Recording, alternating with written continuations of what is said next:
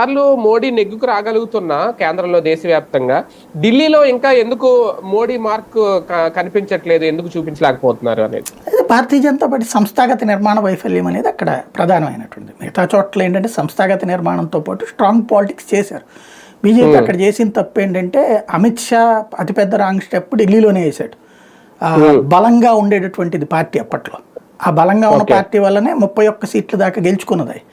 అట్లాంటి బలంగా ఉన్నటువంటి పార్టీని ఆ లీడర్లందరినీ పక్కన పెట్టేసి కిరణ్ బేడీని తీసుకొచ్చి పెట్టేటప్పటికి ఆవిడ సర్వనాశనం చేసి వదిలిపెట్టింది బీజేపీని. అందరూ ఒకరికొకరు విభేదించేసేసి చివరికి ఎవడు మాకెందుకులే అనుకున్నటువంటి పరిస్థితి ఉంది అక్కడ. ఇక ఆ తర్వాత రెండోది ఏమైపోయిందంటే ఢిల్లీలోనే హెడ్ క్వార్టర్ అయ్యేటప్పటికి ఒక బలమైన నాయకుడిని ఇదిగో నువ్వేనయ్యా ఢిల్లీని తీసుకో నువ్వు నడిపించు అని చెప్పలా. వీళ్ళు ఒకళ్ళని ఎంకరేజ్ చేయాల, కొంత ఇగోయిస్టిక్ యాటిట్యూడ్కి పోయారు. ఇప్పుడు గౌతమ్ గంభీర్ లాంటి వాడు స్ట్రాంగ్గా తయారయ్యాడు, చక్కగా ఎంపీగా కూడా గెలిచాడు.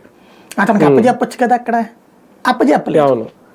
అట్లాగే సుష్మా స్వరాజ్ కూతుర్ని ఇప్పుడు కొంచెం ప్రొజెక్ట్ చేస్తున్నారు. అట్లాంటి ఏమన్నా సక్సెస్ అయితే నడుస్తుంది భవిష్యత్తులో. కానీ ఒక పెద్ద పరీక్ష ఈసారి కూడా బీజేపీ ఢిల్లీ ఎన్నికలు, నో డౌట్.